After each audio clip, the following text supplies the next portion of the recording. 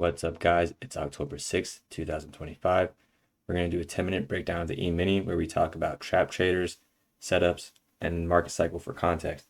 If you guys are interested in seeing how I implement this in live trades, consider checking out the membership. Let's get to it. Today was a nice day. Second leg trap, we're in a trading range from yesterday, so sell off, and we had to sell off, a rally, a sell off, and a gap up. So that's trading range, big down, big up. We had a second leg trap, and there's a hidden third leg right here. The market rallied for the rest of the day. The market cycle is in full effect. We can see it just from today, intraday perspective, or we can see it from a zoomed out multi-day perspective. Let's go over the weekly and daily chart real quick. Weekly chart. Last week we had a bull bar, and today that bull bar is getting follow through, but it's not the biggest bull bar. We still have 4 days left, so this can go either way. Bulls want this to be the start of a new breakout, but they didn't really go far past this bar here. This bar has to close far beyond this high to be a good breakout, and if it goes too far, that could become climactic. So we'll see what happens. To count legs, we'll just say this is the trading range. Breakout, leg 1, pullback, leg 2. So the high probable trade is now over, which was this fade, fading this bar for a quick scalp up. And now we're going to see what happens if this gets follow through, or if this becomes a pullback and then a leg 3, or are we in a leg 3? Leg 1, pullback, leg 2, leg 1, pullback, leg 2, pullback, leg 3. So there's a couple ways to count it. And then we have the daily chart on the right. Daily chart looks sketchy because what do we know about inside bars and late legs? An inside bar is breakout mode. Daily chart has I don't have it doesn't matter. We can see this is an inside bar. So let's count the legs and then acknowledge the inside bar and keep pushing. Leg 1, pullback, leg 2, pullback, leg 3, pullback, leg 4, or just from the most recent price action. Leg 1, pullback, leg 2. If we are in a trading range because there's a bear channel here, so this could become a second leg trap. We won't know until more bars print, but I am worried about this inside bar because inside bars is breakout mode, and we are overall in a late leg. Leg 1, pullback, leg 2, pullback, leg 3. There's so many ways to count it. You can count by opposite bars. So leg 1, opposite bar, pullback, opposite bar here. Leg 2, pullback, leg 3. Or you could count by trend line breaks. There's a trend line break right here, trend line break right there, trend line break, trend line break. So we are in the later leg of this trend, and there's an inside bar. All right, so from the market cycle, from a big zoomed out perspective, we had a trading range right around here, breaks out, pulls back. So when you have a breakout, the first opposite bar starts the channel phase. It's kind of hard to see because we're on the 5-minute, but like if we went to the 15-minute, so we have that breakout, first opposite bar starts the channel phase, so now we're channeling higher. 15 minutes is actually a nice picture. Breakout, leg 1, pullback, leg 2, pullback, leg 3, pullback, and look what happened in the leg 3. We went sideways. Trading range behavior, that's the market cycle. Now on the 5-minute perspective, we had a gap up. This could be the breakout bars, the gap up. We can't see it. Immediately gets, bears try and reverse all the way down, but they fail around the higher time frame support. Again, second leg trap, so breakout. You could say spike, deep pullback, and channel. But sticking to the market cycle, we have a breakout. Bar 1 is the first opposite bar, so bulls are trying to get the market to channel. You can see they buy here. It ends up being a pullback for the bear leg down. Leg 1, pullback, leg 2, pullback, leg 3. Right over the higher time frame support, the market gets a nice reversal bar. And look at this tail. That means bears try to short here and reverse trapping them. If they don't get out of break even, they're going to have to buy back shorts for a loss. And when one side is forced to do something else, that's where we like to trade, because that's when the probabilities favor a move in one direction. Breakout, deep pullback, leg 1, pullback, leg 2, pullback, leg 3, sideways price action. And another way to read it, which I'm cognizant of both. I never really pick one way or the other. You just have to be aware of it. Is a reversal. So the first principles are the market's either breaking out or reversing. Here's a reversal bar that ends up becoming a breakout. So the market sells off and then reverses higher. It's an outside bar. Not the best follow through. It's a bear bar, but it is a bull bar. The follow through is a bear bar. Big bull bar. Bulls could be taking profits, and the market starts to channel higher.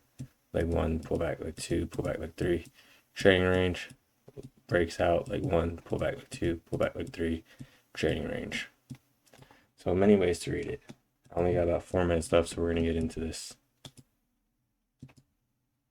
That's the indicator. So big gap up, bar 1, bear bar, not good for the bulls, gets followed through bars 2 and 3. The bulls that are going to try and buy here, hoping for the breakout, they might try and fade bar 1, and you can see that there's a tail on bar 2.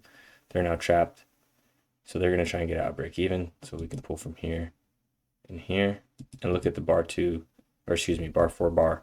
Buy up here, buy more down here, get out break even, sells off for 1, and you can make 1.5 R if you have a limit order sitting at the 50% pullback. Second leg trap, after you see bars was at 7 and 8, I would get out of shorts because 7 is the second leg down, 8 is an inside bar, and we're above the higher time frame support. I could see how traders will want to hold to the gap close, but when you see bar 9, I think you have to get out of shorts because we're in a bull regime. Bad follow through bar 10. The market starts to channel higher, 11 through 14. We have that first trend line break after bar 9 on 15, and you can see it was shallow. So look, oh, let me do it like this. The bears that got trapped down here have an opportunity to get out break even right around here. Buy back shorts, bam, 1.5 R. You could target the high of the day to make 2 to 3 R, or even if you hold through bar 46, that's good. 1 second. If you held all the way through bar 46, 47, that's good. I think that's hard, and you're risking a reversal when you see bars 28 through 44, because that trading range is kind of around the high of the day. It's around bar 1. And then they were more sellers. Well, they were ultimately more buyers, but look where we started to go more sideways was when we got to the high of the day. Buy low, sell high. And that's actually where bears got a channel. So if you didn't think we were in a trading range from bar 1, 2, and 3, we were definitely in a trading range after the channel down through 31 and 33. So we have the breakout, pull back like 1, pull back like 2, pull back like 3. Trading range behavior, we go sideways. You could take shorts. Bulls that buy up here are going to buy more lower, get out break even. I still think the easier trade is to just do nothing or scalp longs with limit orders, but I know a lot of you are market order traders, so maybe wait for a good reversal bar, like bars 39 or 40, even 45 is good. And bears have 3 legs down, and the 3 legs down went more sideways than down, so it's kind of a wedge bottom rather than a revert. All pullbacks or reversal attempts, but it's the context that gives us a clue if it's going to fail or succeed. 45, nice reversal bar. We can see a tail, so it sells off and then rallies. Bulls buy up here and then make a good scalp on 47. Problem with bar 47 is it's happening late in a trend, so this could become climactic, and it did get bad fall through 48. Bears get 2 legs down, leg 1, pull back leg 2, testing just below the midpoint. So the bears that short up here got to short more, and they got out at break even, and there's another second leg trade right there. In this situation, we are in a trading range because of this price action, and we've already had 3 legs up. So you might want to take profits at 1 R if you're buying a 50% pullback instead of holding for 1.5 R. You actually wouldn't even get stopped out. It would just go more sideways, and then you take a small loss or a small win if you held all the way up to 72. Some markets going sideways with this specific breakout through 45 to 47. We have 3 legs up, leg 1, pull back leg 2, pull back leg 3. And then 62 to 63. So this gets its own second leg, leg 1, pull back leg 2. We have a bear bar closing on its low, 56, trying to get second leg, leg 1, pull back 57, leg 2, 56. Market sells off on the 59 tail and then rallies. Then look at the tail on 63. It rallies and sells off. So traders are getting filled and now they're trapped. Bulls are going to buy more. The bulls that buy here are going to buy more lower, get out at break even. That causes a sell off 66, 67. Some bulls are going to buy the high of 65, thinking that there's going to be an end of the day rally, and they're going to get trapped with these 2 bars. So let me show you real quick from the bear perspective. Bulls buy up here, buy more, get out, and there you make 1.5 R, maybe 2 R. Through the same situation, bulls that buy the high of 65 are going to buy more on the 68 high right there, and there's a double top with the 67, 69 tail, and then you make a second leg down. Late in the day, bar 72 is coming up. We've had a big up, big down. I think it's okay to just stop trading. Hope you guys had a good day. That's 10 minutes. Thank you for your time, and I'll talk to you guys tomorrow. Bye, everyone.